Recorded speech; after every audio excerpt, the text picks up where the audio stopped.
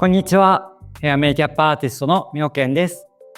今日は僕がいつも仕事の現場に持ってっている道具を皆さんにお見せしたいと思います。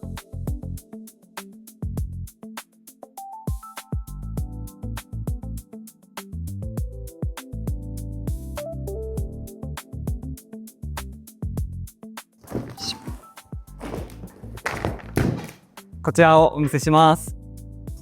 このキャリーはもう5、6年使ってるんですけど、結構重量物がかなり増えるので、キャスターにこだわってキャリーケースは選んでます。で、通常だとここに中板が入ってて、こっちとこっちで分けれるような状態になってるんですけど、僕はもうこのままこれを蓋みたいな感じでカパッと入れる方式で使わせていただいてます。で、結構これ特殊なんですけど、これは鉄板をそこに入れていて、なんでかっていうと、キャリーケースのこれがポリカーボネットの素材なんですけど、重さに耐えれずに結構たわんでしまって何回ももう修理を出しているので、この鉄板をちょっとそこに入れてたわみをなくすことによってキャリーケースの破損を防ぐためにこちらをちょっと作って入れさせていただいてます。あとはブランケットとか肩掛けですよね。あと敷物、テーブル汚れないように敷くためのタオルであったり、あとこれは僕が今いただいてからすごく重宝してるんですけど、コスメデコルテさんのこの手鏡ハンドミラーですね。これ折り曲げれるので、こうメイク台の上に置いてそのままいけます。割れそうなものに関しては必ずこうタオルとかそういうものでクッション性を持たせてしまうようにしているので、あんまりこう重いところにギュッと潰されないように意識して置いております。で、こちらは全部ヘア道具。その現場によって結構持っていくコテだったりとかアイテムを変えてるんですけど、今日はこのストレートアイロンだったりとか、あと細めのアイロンも必ず持ってたりします。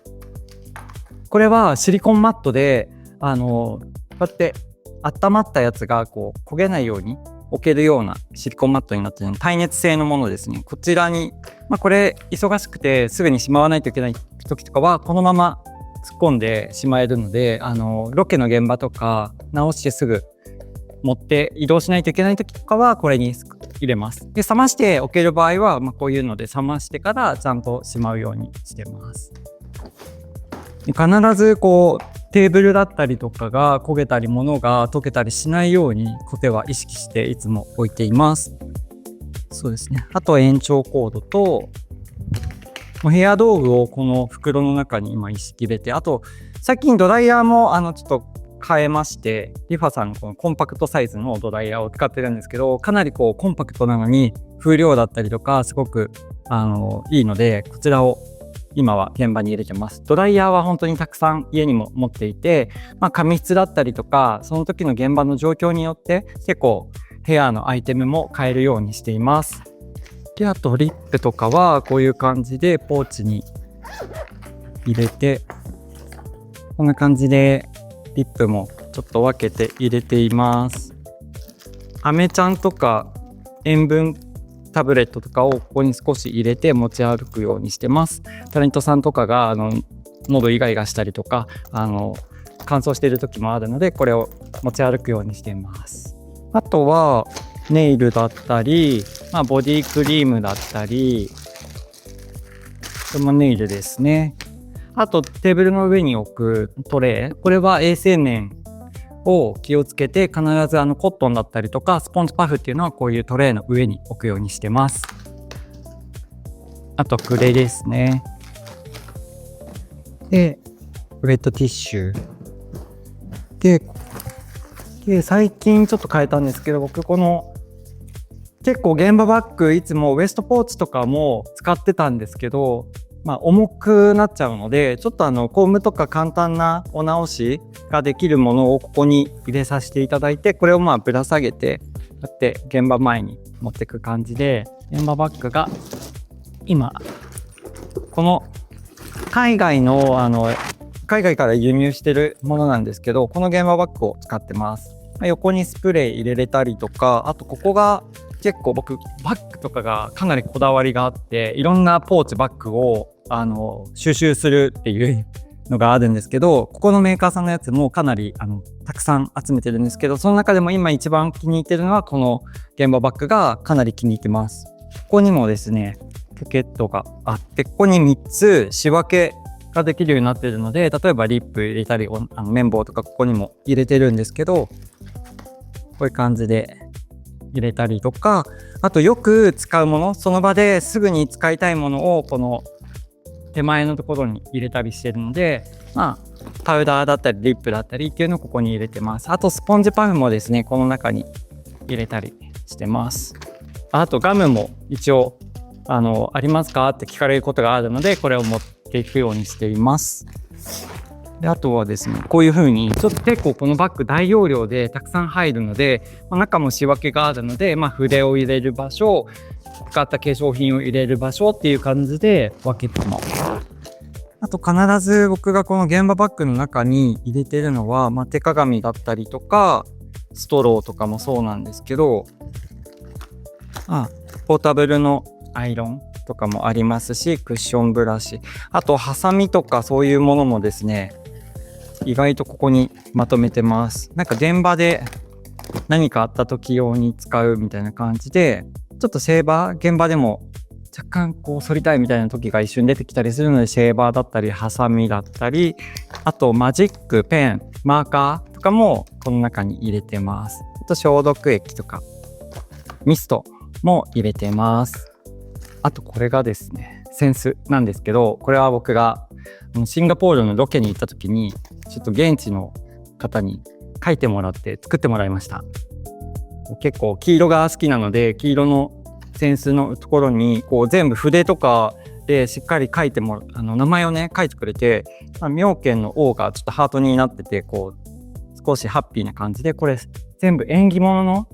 絵が描いてるので、かなりもうこれほんと描いてもらうの3分ぐらいでさっとすっごくシンガポールで一番上手い方に描いていただいた扇子なので、こちらはちょっとこれから現場でしっかり使っていこうかなと思います。溶かせるタイプのスプレーとかは結構持ち歩いてますね。これはどこでも誰でも基本的には持っていくようにしてます。やっぱりチェンジがあったりすると変えたりするので、固まるスプレーをつけれない時が多いので、こう崩しやすいで白いフレーキングしにくいスプレーっていうのを常に持っていくようにしています。現場バッグはこんな感じですね。女性の時と男性の時で持っていくものが変わったりするので、こういうゴムとかはいろんなバリエーションをこう用意して、こういう感じでもう僕は持ち歩くようにしてて、このポーチの中に入れてます。メンズの時はこれ置いてったりするんですけど、この辺は入れ替えをするようなアイテムが入ってます。で僕基本的に現場バッグキャリーケースの中身を全部総取っ換えしたくないタイプなので、もういつも常に常備してるもの、あとは現場とかタレントさんに合わせて入れ替えるものっていうので結構変えてるので、この辺のポーチは常にコスメを変えてたりするので、この辺と、あとこっちのメイクボックスはですね、普段は持ち歩かないんですけど、女性のメイクの時とかはこれを持っていくようにしてます。この中身は結構コスメだったりとか軸物も常備品の中にももちろんベーシックなもの入ってるんですけど、それ以外のものをここに入れてたりします。結構チークだったりとかアイシャドウとかハイライトとかも入れてます。メリ系のものとかもこの中に入ってたりしますね。そしてですね、僕はコスメをテーブルに広げれない机とかも結構多かったりするので、あんまりスペースがない時に直感的に作業をするっていうのがすごく必要になってくるので、全部こういう感じで、色がわかるようになるべくシールを貼っています。で、例えばちょっとこれはもうテプラでこう金板書いてるものもあれば、ちょっと簡単にこうシールで分けてるものもあるんですけど、ちょっとこう紫がかったようなアイシャドウだったら紫のシールをつけてみたりとか、ちょっと赤みがあるものは赤いシールをつけてみたりとかっていうので、テプラ作る時間がない時もなるべくすぐにパッて見れるようにしてます。でこれも常備に近いんですけど、僕ファンデーションも瓶が結構重いので、これも基本的には詰め替えたりして持ち歩くようにしています。なのでこれも初めての方とかどういう肌質かわからない時はいろいろ種類を持っていくんですけども、いつも決まってる方の時はある程度絞って持っていくようにしています。で、ここからが常備品になってくるんですけど、スキンケアだったりとかそういうものをここに入れてますね。あと時計は必ず持っていくようにしてます。で、時計僕これある人から教えてもらって、スマホリングをここにつけるとこう斜めにつけれるので、これをですね買って100均で買ったやつを取り付けてちょっとこう見やすいように置くようにしてます。こんな感じでちょっとスキンケアだったりとかハンドクリームとか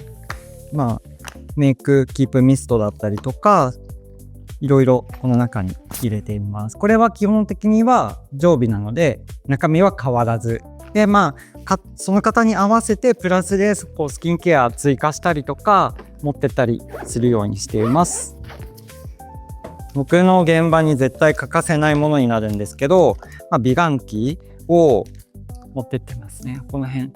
これをやっていただきながら僕が首肩をこのままやって、ハンドでももちろんマッサージをするので頭のマッサージしてこうパックしながらやっていただいてるんですけど、その間にまた肩をやってハンドでまた肩首ほぐすみたいな感じでいつもしています。あと現場によっては暗かったりするのでライトみたいなのをこう持っていくようにしてこうライトを立てたりとかで、あんまり大きいの持っていくと荷物が増えるので割とコンパクトサイズのものを選んで持っていくようにしています。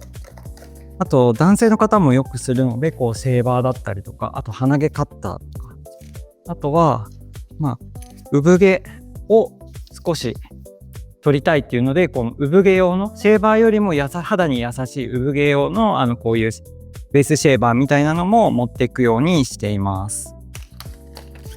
あとはこのスピーカーもコンパクトサイズを入れています。もう常にどれだけちっちゃくできるかっていうのを考えているので、なるべくちっちゃいものを選ぶようにしています。ヒゲ剃りなんですけど、結構スタイリッシュでヒゲ剃りに見えなくて、皆さんどこに電源があるんだろうとこう探されるんです。ここは実は充電ポートで電源はこの下にあるんですね。皆さんここ押されること多いんですけど、これも軽量化を図ってもうこのコンパクトサイズにしましたね。僕の現場に欠かせないものといえばこう結構スキンケアとかベース土台作りに時間をかけるので、こういうスチーマーとかは必ず持っていくようにしてます。これはスチーマーここが角度が変えられるのでかなり向きを変えて当たりやすいようにできるっていうところと、あとこのコンパクトさっていうのと、あとこれが実はですね、やっぱ現場ですぐに水を切らないといけないこととかずっと乾かしておけないことがあるんですけど、通常だとここが外れないんですけど、ここが外せるんですよ。なのでささっと拭いてしまえるっていうところで衛生面やっぱここカビやすいので、それが一番カビにくく衛生的に保てるっていうので、今はこちらのスチーマーを使うようにしています。でヘア道具はここに一式入れてるんですけど、僕のこだわりは本当にコンパクトにして数を持ち運びたいっていうタイプなので、やっぱり決まったものじゃなくてその時のシチュエーションだったりとかその人に合わせていろいろ使い分けることが多いので、こう全部ワックスとかスタイリング剤をちっちゃくして持ち運んでいます。で男性の方もさせていただくこと多いので、結構ヘアワックスとかバーム系っていうのはこのぐらいいつも量を持ち歩くようにしてます。カットする用のハサミだったりとか、ピンもピンケースで持ち歩く時もあるんですけど、そんなに使わないっていう時はこういう風にポーチに入れてアメピンだったりとか全部分けるようにして入れてます。なのでジップロックに入れてこう U ピンだったりとかゴムとかも色ごとに分けて入れるようにして、なるべくこれもコンパクトにして持っていってます。あとこれ多分皆さんあんま見たことないと思うんですけど、スタイラーなんですよ。これ実はドライヤーのところにノズルにこうつけて、パーマの時とか大きい輪っかのプラスチックのやつをカポってはめてこうほぐさないように乾かすやつがあると思うんですけど、それがこう布製のもので出ていって、これでこうパーマスタイルだったりとかあんまり動かしたくない時っていうのはこれを使えるので、僕はこの持ち運びやすいこっちのスタイラーを持っていくようにしています。あと最後もこれが常備のコスメ、ベーシックコスメのポーチになります。ここに